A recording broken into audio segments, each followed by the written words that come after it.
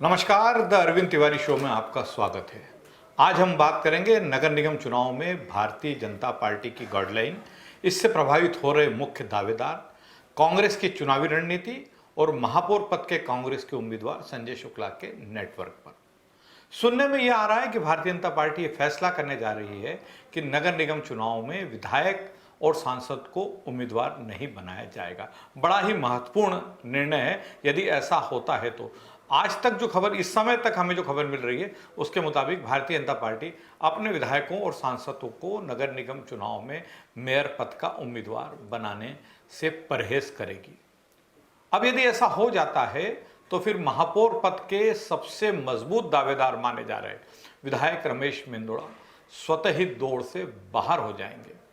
बहुत ही महत्वपूर्ण निर्णय रहेगा भारतीय जनता पार्टी के प्रदेश नेतृत्व का ये, और इंदौर के हिसाब से इसलिए भी बहुत बड़ा अहम हो जाएगा क्योंकि रमेश मेंदोला सबसे महत्वपूर्ण दावेदार माने जा रहे हैं। और यदि मेंदोला दावेदारी की दौड़ से बाहर होते हैं तो फिर भाजपा के लिए इंदौर के महापौर का चुनाव बहुत ही कड़ा हो जाएगा। यदि मेंदोला दावेदारी की दौड़ से बाहर नहीं होते हैं तो फिर भारतीय जनता पार्टी के लिए इंदौर के महापौर पद की राह बहुत आसान रहेगी। दूसरी बात यह कि यदि एक व्यक्ति एक पद के सिद्धांत को भारतीय जनता पार्टी नगर निगम चुनाव में लागू करती है, जैसा कि कहा जा रहा है, इस मुद्दे पे भी पार्टी के कोर ग्रुप में सहमति बनती नजर आ रही है, तो फिर दो और मजबूत दावेदार भारतीय जनता पार्टी के नगर अध्यक्ष गौरव रणदीवे और प्रदेश उपाध्यक्ष जीतू जिराती भी दौड़ से बाहर हो जाएंगे। इनकी दावेदारी उसी स्थिति में कंसिडर की जाएगी जब ये गौरव रणदीवे नगर अध्यक्ष पद से या जिराती प्रदेश उपाध्यक्ष पद से इस्तीफा दे। इन्हें पार्टी बहुत स्पष्टता के साथ इस बात पर विचार कर रही है कि एक व्यक्ति एक पद के सिद्धांत को सख्ती से लागू किया जाए ताकि पार्टी के दूसरे कार्यकर्ताओं को, दूसरे नेताओं को भी मौका मिल सके। तीसरी बात ये सामने आ रही है कि यदि पार्टी यह फैसला ले लेती है कि जो लोग 2 या 3 बार पार्षद रह चुके हैं उन्हें इस बार चुनाव नहीं लड़वाना है, तो फिर मुन्नालाल यादव, राजेंद्र राठौर, सूरज केरो, चंदू शिंदे, बलराम वर्मा, अजय सिंह नरूका, दिलीप शर्मा, राज कपूर सुनहरे, सुरेश कुरवाड़े, मांगीलाल रेडवाल, संतोष सिंह गौर और आशा होला सोनी जैसे कई दिग्गज भी उम्मीदवारी की दौड़ से बाहर हो जाएंगे। हालांकि वो बड़ा कठिन माना जा रहा है कि इस बिंदु को गाइडलाइन में शामिल किया जाता है, लेकिन जो आज फौरी तौर पे बात सामने आ रही है, भारतीय जनता पार्टी के कुछ नेताओं से जो मेरी बात हुई है या पार्टी के कुछ प्रदेश पदाधिकारियों से बात हुई, उसके मुताबिक 2-3 बिंदुओं पर पार्टी के नेताओं की राय बड़ी स्पष्ट बनती जा रही है। दरअसल भारतीय जनता पार्टी में नए नेतृत्व को आगे लाने के लिए कई प्रयोग हो रहे हैं और उसी में से एक प्रयोग यह भी है कि इस बार जो है स्थापित नेताओं की बजाय नए चेहरों को नगर निगम में मौका दिया जाए। तो यदि ऐसा होता है तो फिर कई दिग्गज नेता जो हैं वो भी उम्मीदवारी की दौड़ से बाहर हो जाएंगे। यदि वर्तमान पार्षदों के परिजनों को टिकट नहीं देने की बात आ जाती है, वह भी गाइडलाइन का हिस्सा बन जाता है, तो फिर कमलेश नाचन, मुकेश शर्मा, मांगीलाल रेडवाल और रामदास गर्ग जैसे नेता जो हैं वो भी उम्मीदवार नहीं बन पाएंगे। हालांकि अंतिम फैसला होना भी बाकी है, लेकिन अलग अलग स्तर से जो खबरें आ रही है उसने महापौर और पार्षद पद के कई दावेदारों की धड़कन को बढ़ा दिया है। भाजपा में उम्मीदवार चयन की प्रक्रिया 7 जून से आकार लेने लगेगी, क्योंकि आज मुख्यमंत्री भोपाल से आधा दिन तक बाहर थे। भारतीय जनता पार्टी के प्रदेश अध्यक्ष भी देहरादून में थे। मुख्यमंत्री शिवराज सिंह चौहान तो कल रात ही देहरादून चले गए थे। जो बस हादसा हुआ था जिसमें पन्ना के लोगों की एक बस के खाई में गिरने से मौत हो गई थी, उसके बाद मुख्यमंत्री ताबड़तोड़ कल रात को देहरादून पहुंच गए थे। राहत और बचाव कार्यों की उन्होंने जानकारी ली थी, जो लोग अस्पताल में भर्ती थे उनसे मिले थे। आज सुबह भारतीय जनता पार्टी के प्रदेश अध्यक्ष विष्णुदत्त शर्मा भी देहरादून पहुंच गए थे। इसलिए आज का दिन जो है वो राजनीतिक कवायद वहाँ आज ज़्यादा नहीं हो पाई, लेकिन कल जो है भारतीय जनता पार्टी की दृष्टि से कल बड़ा महत्वपूर्ण दिन है। कल से भारतीय जनता पार्टी में उम्मीदवार चयन की प्रक्रिया आकार लेने लगेगी। पार्टी के कोर ग्रुप की ऐसा कहा जा रहा है कि पहली बैठक कल ही होगी और स्थानीय स्तर पर जो कवायद चल रही है वो लगभग अब अंतिम रूप लेने लगी है कि किस वार्ड में कौन सा नाम सिंगल आ सकता है, किस वार्ड में पैनल बनेगा, किस वार्ड में बहुत ज्यादा दावेदार है। ये सारी स्थितियां भारतीय जनता पार्टी में स्थानीय स्तर पर बिल्कुल स्पष्ट होती जा रही है। इसलिए अब परिदृश्य जो है वो आगे बढ़ता नजर आया। संभागीय चुनाव समिति का अभी तक गठन नहीं हुआ। ऐसा कहा जा रहा है कि संभागीय चुनाव समिति का गठन 1-2 दिन में हो जाएगा, क्योंकि संभागीय चुनाव समिति की बड़ी अहम भूमिका रहती है नगर निगम चुनाव में। स्थानीय स्तर पर जो नाम तय होते हैं उन पे पार्षदों के मामले में अंतिम अनुमोदन लगभग स्थानीय चुनाव समिति में हो जाता है, संभागीय चुनाव समिति में। तो संभागीय चुनाव समिति का गठन जो है वो आज या कल में हो जाएगा। लेकिन भारतीय जनता पार्टी में अभी भी जो टिकट के दावेदार हैं वो बहुत दमदारी से अपनी बात स्थानीय पदाधिकारियों के सामने रख रहे हैं। हर व्यक्ति ये बताने में लगा हुआ है कि वह क्यों मजबूत है, क्यों वजनदार है और उसे क्यों उम्मीदवार बनाया जाना चाहिए। तो ये तो बात थी भारतीय जनता पार्टी की। अब हम बात करते हैं कांग्रेस की। कांग्रेस के स्थानीय कोर ग्रुप की, जिसका गठन प्रदेश कांग्रेस कमेटी ने किया है, एक अहम बैठक रविवार को हो चुकी है और कांग्रेस के जो महापौर पद के उम्मीदवार हैं संजय शुक्ला, उन्होंने अब वे मैदान में उतर गए हैं। आज दोपहर संजय शुक्ला कांग्रेस के नेताओं के साथ महाराजा तुकोजीराव क्लॉथ मार्केट यानी MTH क्लॉथ मार्केट पहुंचे, जो कि मध्य प्रदेश में कपड़े के थोक कारोबार की सबसे बड़ी मंडी है। वहां पहुंचे, व्यापारियों से मिले, वहाँ जो लोग काम करते हैं उनसे मिले और अपने लिए उन्होंने समर्थन मांगा। उन्होंने कहा कि मैं कांग्रेस उम्मीदवार के रूप में महापौर का चुनाव लड़ रहा हूं, आपका मुझे समर्थन अपेक्षित है। संजय शुक्ला ने इस बात का भी ध्यान रखा कि आज के जनसंपर्क में जो उनका लोगों से मिलना जुलना था उसमें स्थानीय नेता और स्थानीय कार्यकर्ता ही उनके साथ रहे, क्योंकि बाहर के लोग यदि किसी दावेदार के साथ मैदान संभालते हैं तो उसकी बड़ी विपरीत प्रतिक्रिया सामने आती है। तो संजय शुक्ला ने, जो कांग्रेस के इंदौर से महापौर पद के उम्मीदवार हैं, आज मैदान में उतर गए हैं। उन्होंने आज MTH क्लॉथ मार्केट में अपना संपर्क किया, व्यापारियों से मिले, वहाँ के कर्मचारियों से मिले, इस क्षेत्र के रहवासियों से मिले और अपने लिए समर्थन मांगा। कल जो कोर ग्रुप की बैठक हुई थी उसमें एक बड़ा फैसला यह भी लिया गया था कि कौन नेता किस विधानसभा क्षेत्र की कमान संभालेगा। एक बड़ा महत्वपूर्ण काम ये रहता है कांग्रेस में, और भारतीय जनता पार्टी में तो संगठन का नेटवर्क है, मजबूत नेटवर्क, और संगठन का अनुशासन है। इसलिए वहाँ जो है हर नेता जो संगठन व्यवस्था तय करता है उसके मुताबिक काम करने में लग जाता है। लेकिन कांग्रेस में बड़ा मुश्किल होता है जिम्मेदारी मुकर्रर करना, और जिन नेताओं को जिम्मेदार बनाया जाता है वो वहाँ के नेताओं से, कार्यकर्ताओं से ठीक से काम ले ले। कांग्रेस में बड़ा मुश्किल रहता है। तो तय ये हुआ है कि 1 नंबर विधानसभा क्षेत्र के सारे सूत्र, जो महापौर पद के प्रत्याशी है संजय शुक्ला, जो कि 1 नंबर विधानसभा क्षेत्र से विधायक हैं, उनके हाथों में केंद्रित रहेंगे।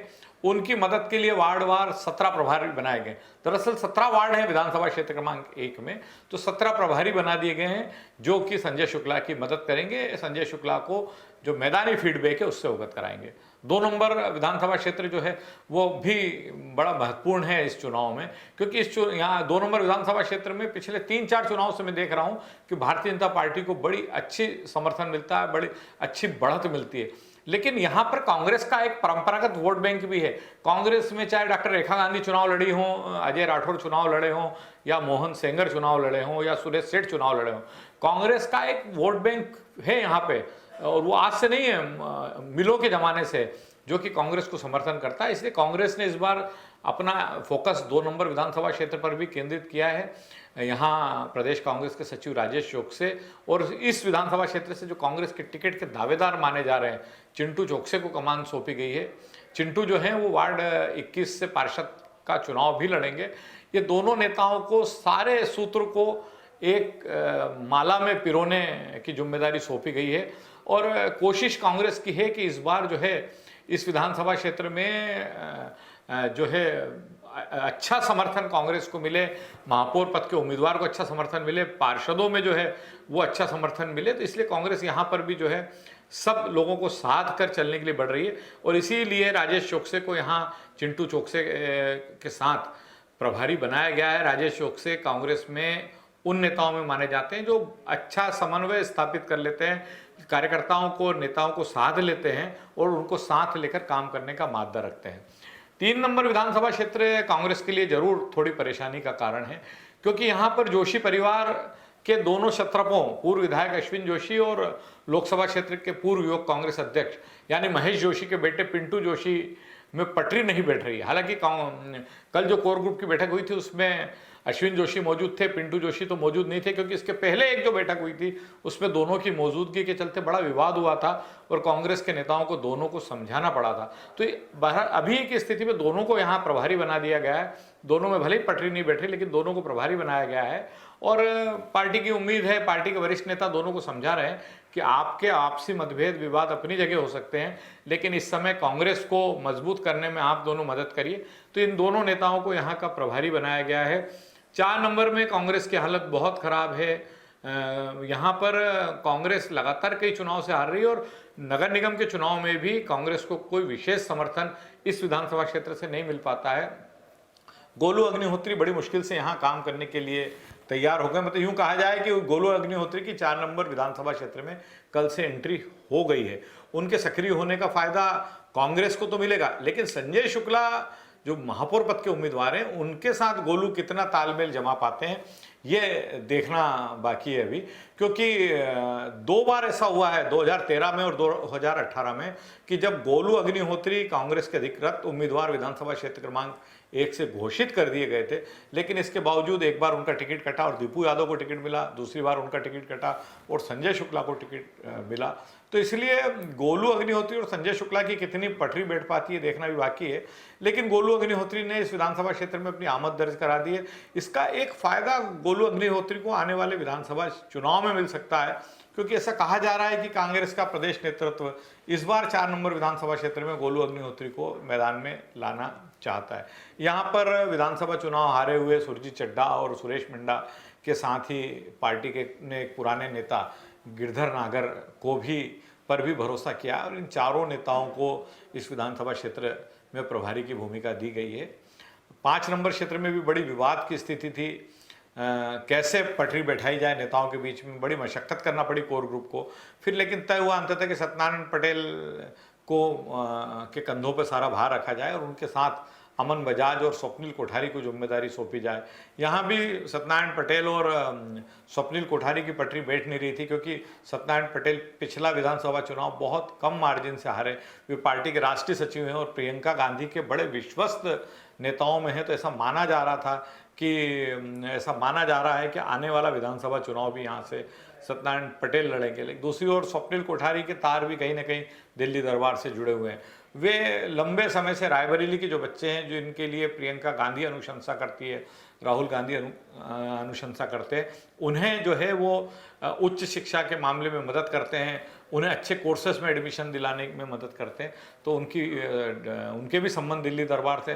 कमलनाथ जो है वो भी स्वप्निल कोठारी को बड़ा पसंद करते हैं। उन्हें पिछले दिनों प्रदेश कांग्रेस में उपाध्यक्ष की भूमिका भी दी गई थी और इन दिनों कांग्रेस में जो इंटरनल रणनीति का, इंटरनल मैनेजमेंट का जो मामला है उसमें भी कहीं ना कहीं स्वप्निल कोठारी बड़ी अहम भूमिका निभा रहे हैं। राऊ में जीतू पटवारी का 1 मैन शो रहेगा।